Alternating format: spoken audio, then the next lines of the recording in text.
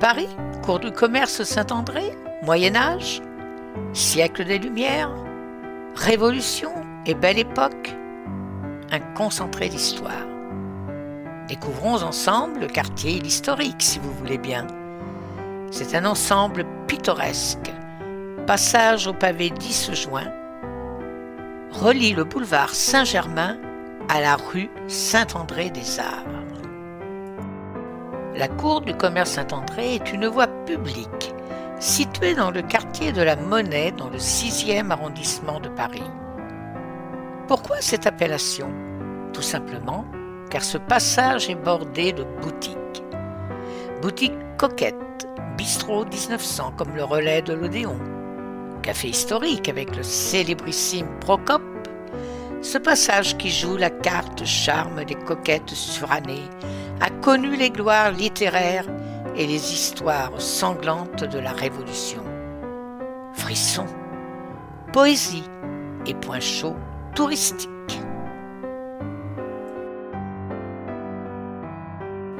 Un lieu hors du temps au cœur de Paris, la sublime cour du commerce Saint-André fascine. Son côté authentique s'allie à une histoire riche et elle mérite toute notre attention. On vous la fait découvrir. Une halte pour l'élite intellectuelle, l'histoire de ce passage à ciel ouvert commence au XVIIIe siècle. D'abord, terrain de jeu de paume, il est placé sur les fossés de l'enceinte Philippe-Auguste qui délimite la ville de Paris. On peut d'ailleurs toujours y voir des vestiges de cette fortification. Au numéro 4, dans le restaurant, un dimanche à Paris, on aperçoit les restes d'une tour. Mais ce n'est pas le seul clin d'œil à l'histoire de Paris que nous offre cette cour charmante. En effet, elle peut se targuer d'avoir été un refuge pour les penseurs et les révolutionnaires. C'est ici que se retrouvaient les grands penseurs des Lumières, plus particulièrement au Procope, dont la porte arrière donne sur la cour.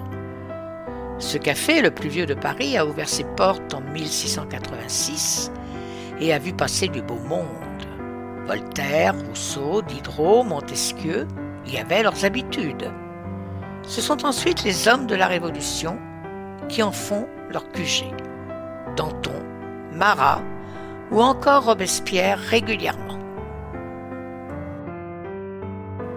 Un peu plus loin dans le passage, c'est à une autre pointure de la Révolution que l'on avait affaire. Marat y avait installé l'imprimerie de son journal politique, L'Ami du Peuple.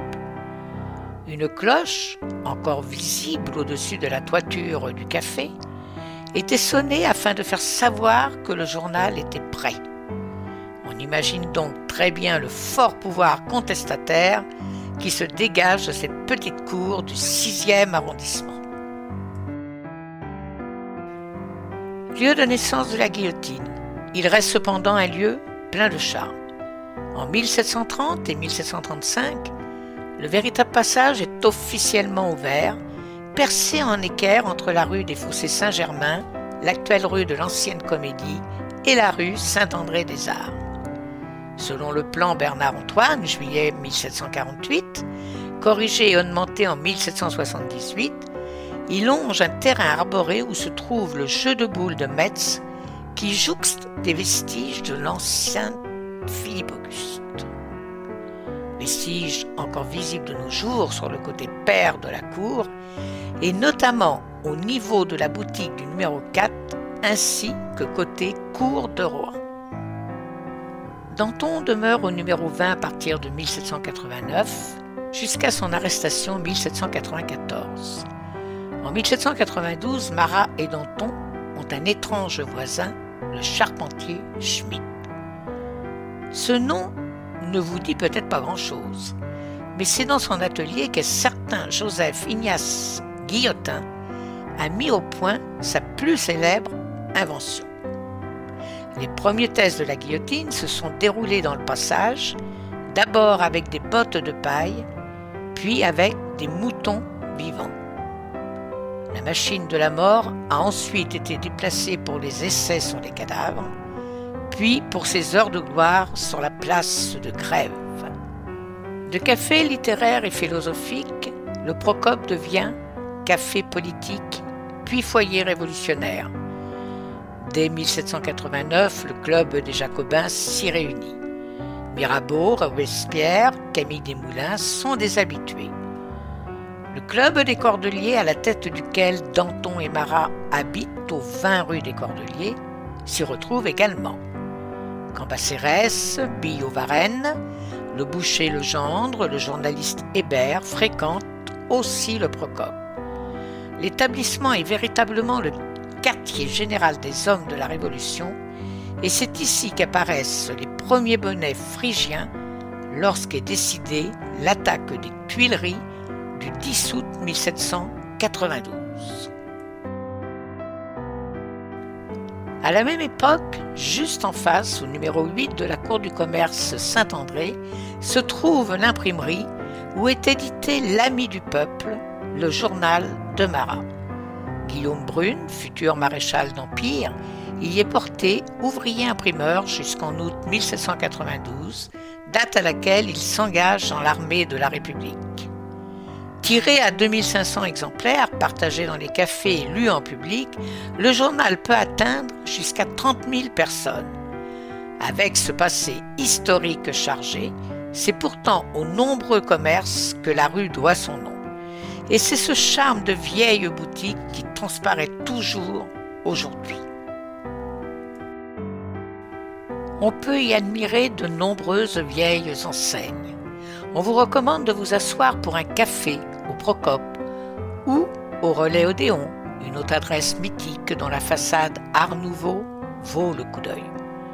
Lors de notre balade, on traverse les époques et les vieux pavés nous aident à faire ce bond dans le temps.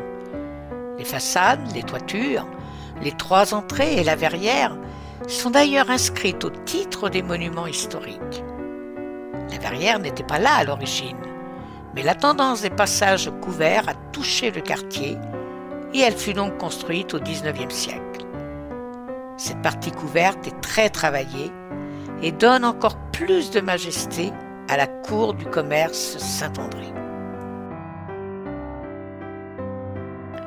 Si l'envie de flâner vous prend, vous pouvez également rejoindre la sublime cour de Rohan voisine. Elle cache également de nombreux trésors, mais attention, cette dernière est bien souvent fermée. Il faudra donc gentiment demander aux résidents de nous laisser y passer. Une cour du commerce qui regorge de souvenirs historiques, un lieu des plus charmants de Saint-Germain-des-Prés, et rendez-vous dans ce beau quartier. À bientôt!